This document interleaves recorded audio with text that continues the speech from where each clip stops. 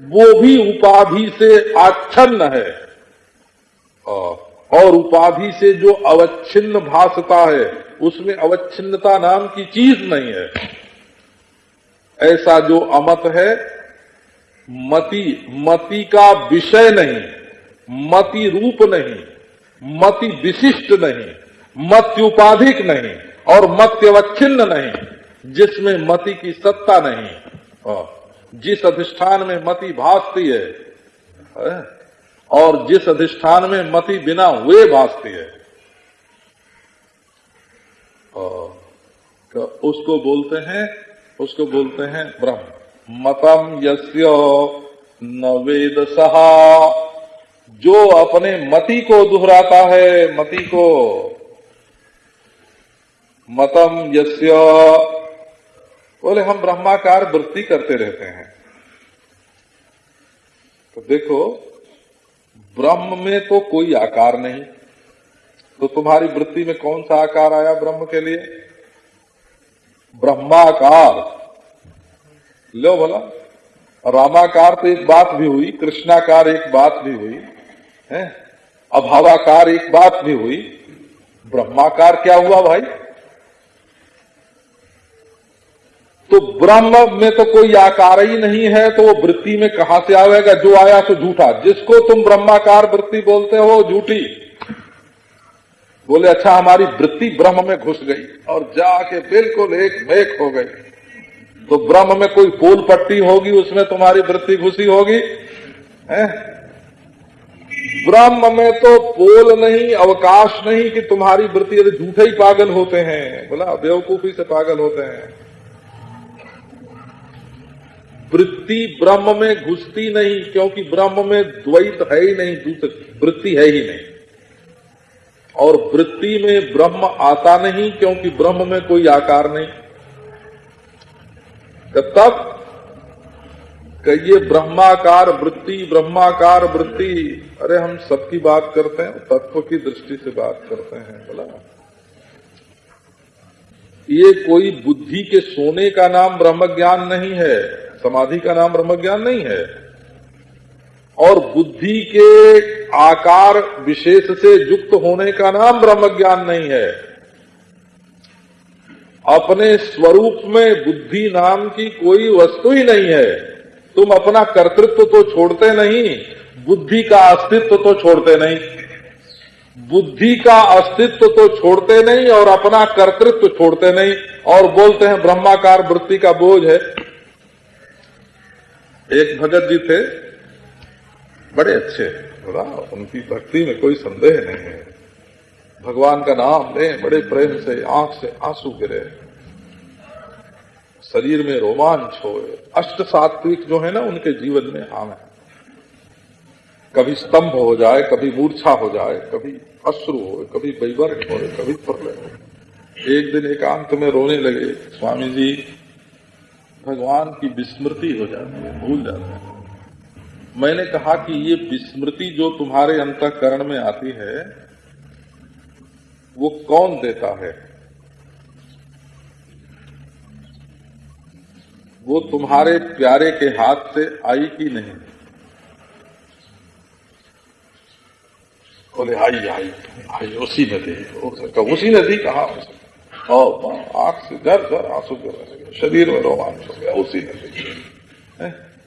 अब भला बताओ भूल का क्या सवाल है? हम अपनी बेवकूफी आपको बताते हैं। हम पहले साधुओं के पास जाते थे, तो इलायची देते थे साधु अगर प्रसाद में, तो हम उसके छिलके को निकालते नहीं थे, ज्यों के त्यों खाए जाते थे। तो एक बार एक साधु ने पिस्ता दे दिया हो, तो पिस्ते को भी मैंने दांत से कुचला और कोशिश की हाँ, साधु की दी हुई चीज, बोला उसमें से, उसकी दी हुई चीज में से कुछ फेंकना, ये तो अश्रद्धा की बात होती, अभाव की बात होती। तो वो पिस्ता खाने में हमको कितनी तकलीफ हो रही है, ये बात महात्मा ने देख ली। हमारे आंख में पानी आ गए उसको तोड़ने और निगलने में। हाँ, उसने कहा कि देखो ऐसी गलती मत करो, है ना। छील के खाया करो, इलायची भी छील के खाया करो, पिस्ता भी छील के खाया करो। जो खाने लायक चीज होती है वो प्रसाद होता है। बोला अरे साधु, उनका नाम था, अयोध्या में रहते थे, खूब फटकारा उन्होंने, फिर मैंने छोड़ दिया। घर से भाग के गया था अयोध्या, तो 16 बरस का होगा, 16-17 बरस का जब की बात है। देखो, भक्ति में जब ये सूझता है कि विस्मृति भी भगवान की दी हुई है, मत्तः स्मृतिर ज्ञानम अपोहनंच, स्मृति भी भगवान देते हैं, ज्ञान भी भगवान देते हैं, और विस्मृति और ज्ञान भी भगवान देते हैं। अपोहन का अर्थ है स्मृति और ज्ञान दोनों का नाश। स्मृति देते हैं स्वप्न में, ज्ञान देते हैं जागृत में, और दोनों का अपोहन देते हैं सुषुप्ति में। जागृत, स्वप्न, सुषुप्ति तीनों को वही दे रहे हैं। मत्तः स्मृतिर, मत्तः अहमर्थात्, मत्तः माने तुम्हारे मैं के रूप में जो मैं बैठा हुआ मैं हूं, मैं ही स्वप्न, जागृत, सुषुप्ति को प्रकाशित करने वाला मैं हूं। तो जब ये ज्ञात होता है कि ये भगवान का दिया हुआ है, तो विस्मृति में भी मजा आ जाता है। और जब ये दिखता है कि जागृत, स्वप्न, सुषुप्ति और सुख और दुख और ज्ञान और अज्ञान और जीवन और मरण और आना और जाना और नरक और स्वर्ग सब मेरी ही रोशनी में, मेरी प्रकाश में पूरब और पश्चिम दोनों दिख रहे हैं, ऊपर और नीचे दोनों दिख रहे हैं, बाहर और भीतर मेरी रोशनी में, मेरे प्रकाश में दिख रहे हैं। भूत और भविष्य मेरी रोशनी में दिख रहे हैं, सारा वर्तमान मेरी रोशनी में दिख रहा है। जो कुछ भी दिखता है वो मेरी रोशनी में दिख रहा है। ईश्वर मसाल लेके नहीं आता, ईश्वर अगर दर्शन देने आता है तो मेरी रोशनी में दिखता है, मेरी रोशनी में ईश्वर दिखता है। मैं देखता हूं ईश्वर को, मैं प्रकाशित करता हूं ईश्वर को, मैं प्रकृति को मैं देखता हूं, ईश्वर को मैं देखता हूं, माया को मैं देखता हूं, अज्ञान को मैं देखता हूं, अच्छे बुरे सबको मैं देखता हूं। मेरी रोशनी में प्रकाशित होने वाले, सत्ता प्राप्त करने वाले हैं, मेरी प्रियता से प्रिय बनने वाले का ये मेरे लिए अकिंचित कर हैं। मतम यस्य न वेद सः, जिसने मति के पेट में ले लिया परमात्मा को, उसने परमात्मा को नहीं जाना। अविज्ञातम विजानताम, विज्ञातम अभिजानताम, जिसने देह, इंद्रिय, मन, बुद्धि, आनंदमय, जागृत, स्वप्न, सुषुप्ति, देश, काल, वस्तु आदि की उपाधि से परमात्मा को जाना, अन्य के रूप में परमात्मा को जाना है, उसका जानने का दावा झूठा है। असल में कि उसने परमात्मा को नहीं जाना। जो जानने वाले हैं उनके लिए परमात्मा कैसा है कि बुद्धि इंद्रियादि के द्वारा अभिज्ञात उनका प्रकाशक है, विजानता, और विज्ञातम अभिजानता। और जो अज्ञानी है वो बुद्धि इंद्रिय आदि की उपाधि से युक्त परमात्मा को जानते हैं। इसलिए जानने वाले का लक्षण यह है कि वो दावा नहीं कर सकता कि मैंने दृश्य के रूप में परमात्मा को जाना, क्योंकि परमात्मा स्वयं अपना आपा है। तो विजानताम अभिज्ञातम बुद्धिन्द्रियाद्य विषयम, जो जानते हैं उनके लिए बुद्धि इंद्रिय आदि का विषय परमात्मा नहीं है, और जो नहीं जानते हैं वो झूठे ही दावा करते हैं। कि हमने ये देखा बुद्धि में, बुद्धि की रोशनी में परमात्मा को देखा। अरे परमात्मा की रोशनी में बुद्धि दिखती है कि बुद्धि की रोशनी में परमात्मा दिखता है? तुम्हारी रोशनी में बुद्धि दिख रही है, बुद्धि की रोशनी में तुम नहीं दिख रहे हो। तो ये संसार के जितने बौद्ध प्रत्यय होते हैं उनकी रोशनी में जो लोग परमात्मा को देखने की कोशिश करते हैं उनको केवल दो उपलब्धि होगी। ये बात मैं कई बार आपको सुना चुका हूं कि यंत्र से परमात्मा को ढूंढोगे तो जड़ मिलेगा, और बुद्धि से परमात्मा को ढूंढोगे तो या तो शून्य मिलेगा या बुद्धि के समान क्षणिक मिलेगा। और भावयुक्त बुद्धि से परमात्मा को ढूंढोगे, श्रद्धायुक्त, तो ईश्वर मिलेगा, है ना। और इन सबको कौन देख रहा है ना। प्रत्यक्ष चैतन्य की शोध से यदि परमात्मा को देखोगे तो अद्वय ब्रह्म का साक्षात्कार होगा। तो प्रतिबोध विदितम मतम, अगले मंत्र में ये बात बताई गई है कि असल में परमात्मा का दर्शन करने की युक्ति क्या है। अगले मंत्र में वो युक्ति है, प्रतिबोध विदितम मतम अमृतत्वम ही विंदते, ये युक्ति है। अब ये कल सुनाएंगे आपको।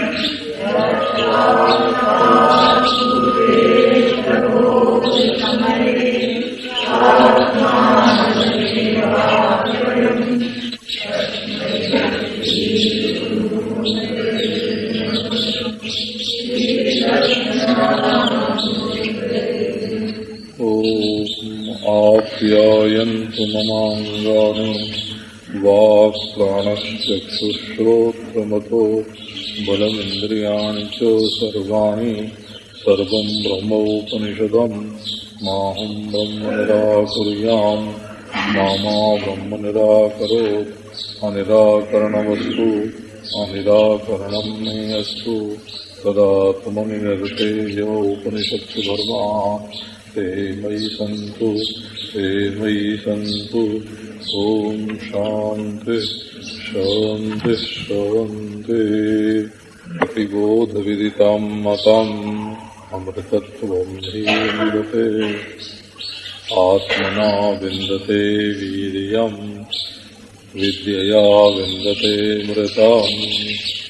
ओम बड़े विलक्षण ढंग से कही गई। बोलने में जो विरोध है उस पर जल्दी ध्यान नहीं जाता। बोलने में विरोध क्या है? अभिज्ञातम विजानताम। जो ब्रह्मज्ञानी है उनके लिए तो ब्रह्म अभिज्ञात है, जो अज्ञानी है उनके लिए ब्रह्म विज्ञात है। देखो, ब्रह्मज्ञानी है तो ब्रह्म विज्ञात कैसे, और अज्ञानी है तो ब्रह्म विज्ञात कैसे? ये कहते हैं कि अज्ञानी को तो ब्रह्म विज्ञात है और ब्रह्मज्ञानी को ब्रह्म अभिज्ञात है। बोलने में उल्टा हुआ कि नहीं हुआ? कहते जो जानता है सो तो नहीं जानता है, जो जानता है सो तो ब्रह्म के बारे में ये जानता है कि वो नहीं जाना जाता। जो ब्रह्म को जानता है वो ब्रह्म के बारे में ये जानता है कि वो नहीं जाना जाता, और जो नहीं जानता है वो ब्रह्म के बारे में ये जानता है कि वो जाना जाता है। माने विषयत्व और अविषयत्व ब्रह्म में। जिसने ये कहा है अभी मैं ब्रह्म को देख के आया, तो कहाँ देखा? कि वो पीपल के पेड़ पर। तो ब्रह्म को देख के नहीं आया ना, भूत देख के आया।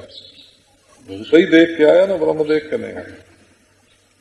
क्योंकि आंख के घेरे में जो चीज आ गई वो देश काल वस्तु से अपरिच्छिन्न अनंत अविनाशी परिपूर्ण ब्रह्म नहीं हो सकती। कहिए तो ठीक। एक ने कहा कि हमने त्रिकुटी में ब्रह्म देखा है। काय से देखा है? मन से देखा है। किसने देखा है? कि मैंने देखा है। कहाँ देखा है? कि त्रिकुटी में देखा है। अब नन्ही सी बिचारी त्रिकुटी और ये क्षण क्षण मरने वाला मन, और इससे तुमने देख लिया ब्रह्म। तो ये झूठ ही हुआ ना, बिल्कुल 16 हुआ ने झूठ हुआ। ब्रह्म न मूलाधार में दिखता है, न हृदय में, न त्रिकुटी में, न मस्तिष्क में, न ब्रह्म रहा है। तो फिर एक ने कहा कि नहीं नहीं, तदाकार वृत्ति करते करते करते करते करते हमने वो देखा चमक। कि ये चमक दमक जो है इसका नाम ब्रह्म नहीं होता। ये बेचारे बावरे लोग बोले कि हम देख के आए हैं। कहाँ का हमने समाधि में देखा।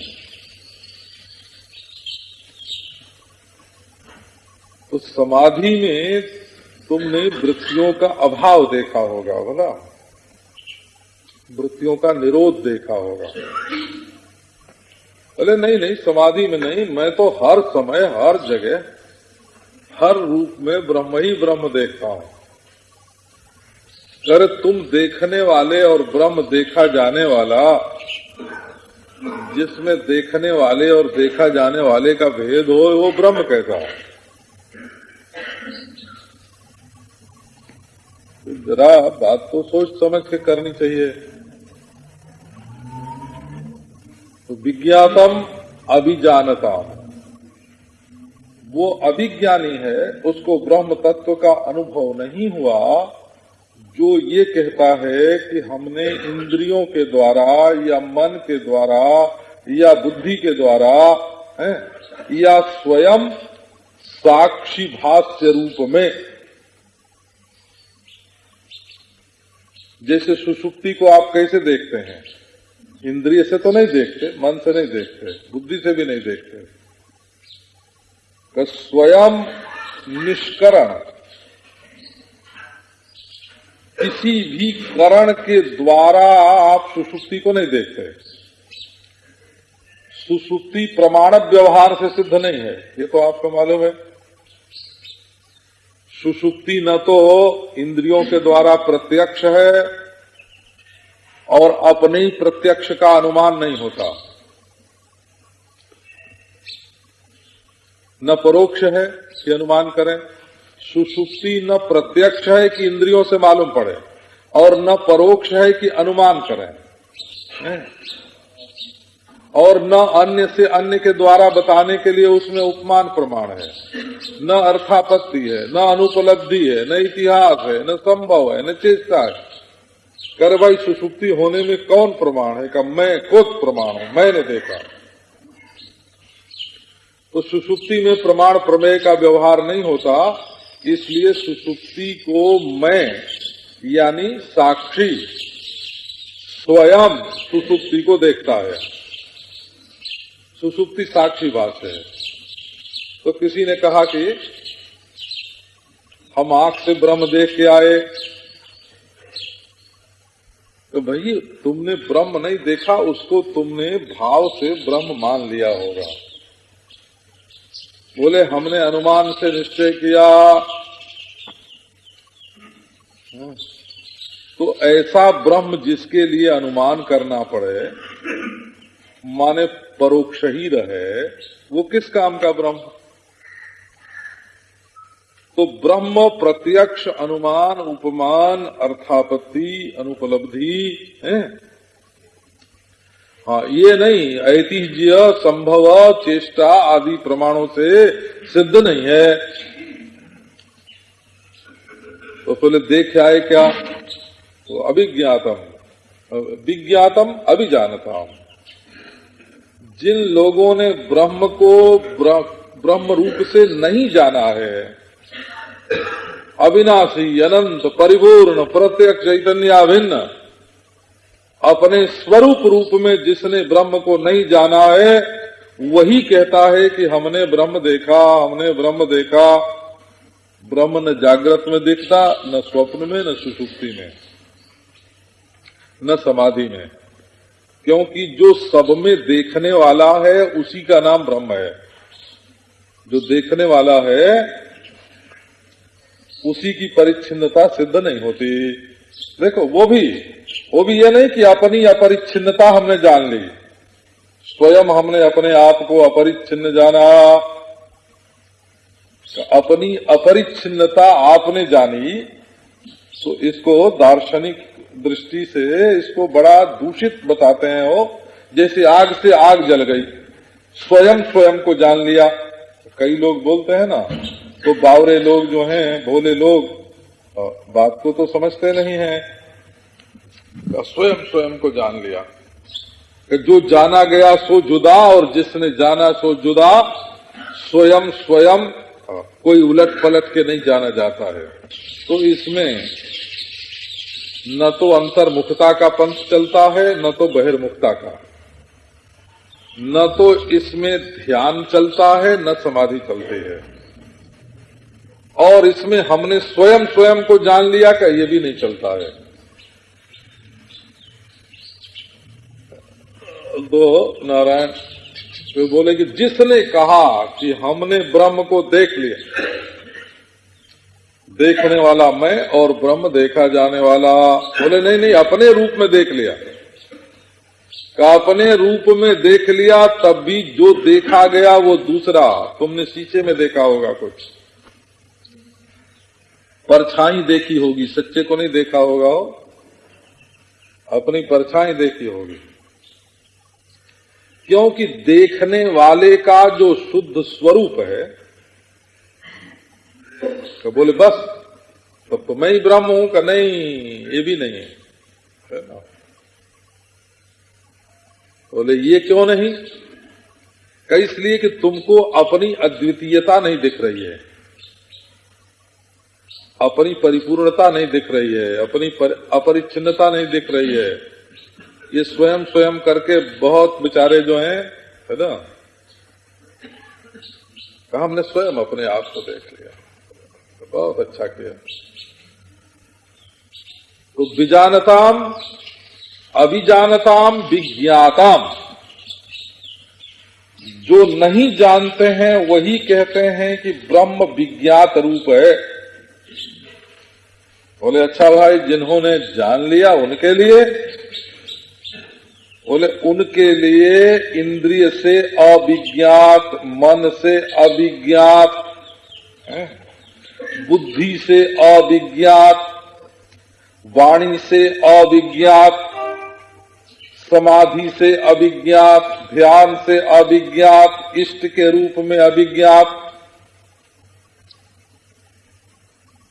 बोले कि स्वयं देखो का स्वयं जानने वाला और जाना जाने वाला इस भेद से विनिर्मुक्त। तो इसका निरूपण श्रुति कैसे करती है? वो कहती है कि ऐसे जो तुम हो सो परिच्छिन्न नहीं हो सकते। न काल में जो ये तुम्हारा रूप है ना, ये जो तुम्हारा स्वरूप है, ये एक अंतःकरणावच्छेदेन साक्षी नहीं है। एक अंतःकरण में रहकर केवल उसी का साक्षी नहीं है। अंतःकरण आत्मा का निवास स्थान नहीं है। देखो, तीन बात ध्यान में रखने की है।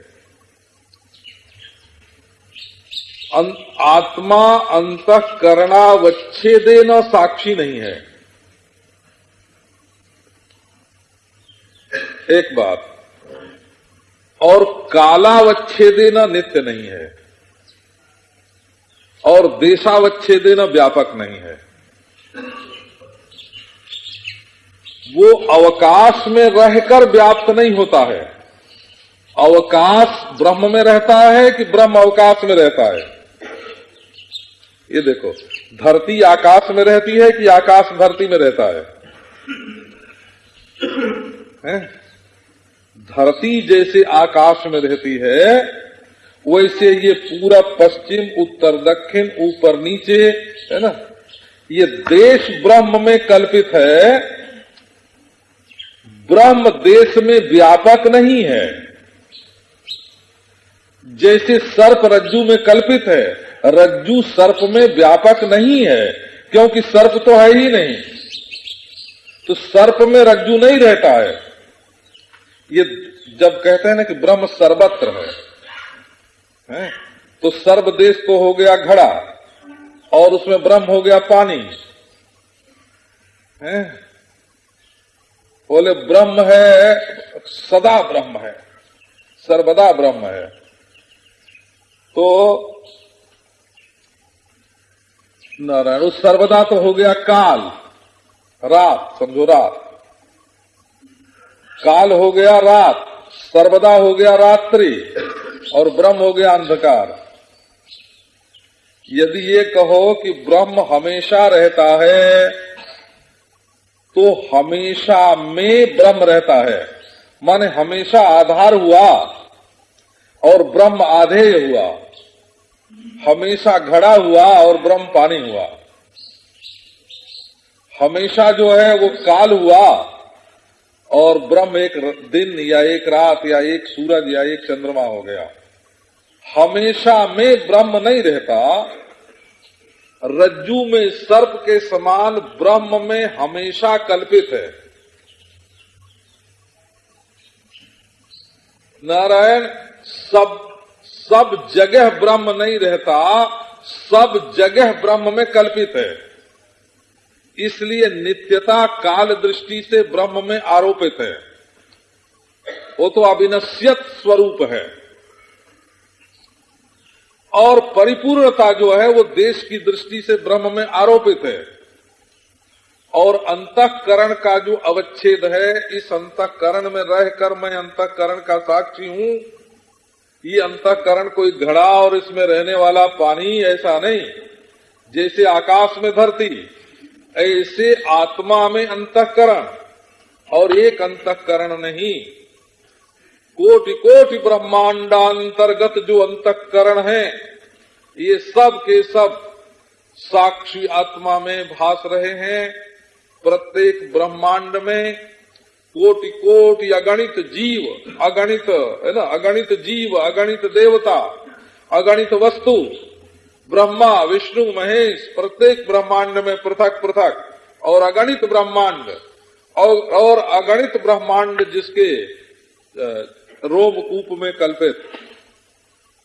कहने का अभिप्राय क्या है कि ये लोग जो बोलते हैं ना कि ब्रह्म नित्य है ना, वो काल में जो नित्यता है उसका आरोप ब्रह्म पर करते हैं। जो कहते हैं ब्रह्म पूर्ण है, वो देश की पूर्णता को ब्रह्म में आरोपित करते हैं। और जो बोलते हैं कि इस अंतःकरण में रह करके अंतःकरण का साक्षी है, वो अंतःकरण के द्वारा अपने में परिच्छिन्नता का आरोप करते हैं। तो कहने का अभिप्राय ये हुआ कि यदि साक्षी के द्वारा भी ब्रह्म भासता है तो वो ब्रह्म नहीं है। वो खुद साक्षी है, और ऐसा साक्षी है जिसमें देश काल वस्तु का परिच्छेद नहीं है, जिसमें कोई जड़ नहीं है विजातीय, जिसमें कोई सजातीय दूसरा चेतन नहीं है, और जिसमें स्वयं भी परिवर्तन नहीं है। स्वयं परिवर्तन को परिणाम स्वगत भेद बोलते हैं। स्वयं में जो परिवर्तन है उसको स्वगत भेद बोलते हैं, और दूसरे चेतन का होना ये सजातीय भेद है, और जड़ का होना ये विजातीय भेद है। तो न तो ब्रह्म में कोई दूसरा है, न तो ब्रह्म में कोई ब्रह्म जैसा है, और न तो ब्रह्म में किसी प्रकार का परिवर्तन है। ऐसा जो ब्रह्मांड की अपेक्षा रखने वाला नहीं, प्रकृति और माया की अपेक्षा रखने वाला नहीं, देश और काल की अपेक्षा रखने वाला नहीं। ये जो आत्म चैतन्य है ये दरअसल ऐसा है,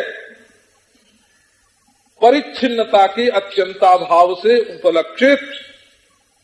तो इसका अभिप्राय ये हुआ कि यदि किसी ने विज्ञात रूप में ब्रह्म को जाना, ये हमारा जाना हुआ ब्रह्म है, तो उसने दरअसल ब्रह्म को नहीं जाना। और यदि उसने देखा कि किसी भी प्रकार विज्ञातत्व ब्रह्म में उत्पन्न नहीं होता, अभिज्ञात, इसी को बोलते हैं अभिज्ञात, अभिज्ञातम विजानता। यदि उसने ये जाना कि ब्रह्म में विज्ञातत्व उत्पन्न नहीं होता, तो उसने ब्रह्म को जाना। और यदि ब्रह्म में विज्ञातत्व की उत्पत्ति मानी तो ब्रह्म को नहीं जाना। तो जिनका दावा है कि हमने जान लिया, उन्होंने नहीं जाना। बोले कि तरहि कथम ब्रह्म वेदनीयम, फिर ब्रह्म को कैसे जानना। ब्रह्मज्ञानी की दृष्टि में ब्रह्म में विज्ञातत्व नहीं है और अपने में ज्ञातृत्व नहीं है। तो जब ब्रह्म अत्यंत अभिज्ञात हो गए, तब प्रश्न ये उठता है कि फिर तो एक मच्छर में और ब्रह्मज्ञानी में क्या फर्क है? क्योंकि मच्छर को भी ब्रह्म नहीं मालूम है और ब्रह्मज्ञानी को भी ब्रह्म नहीं मालूम है।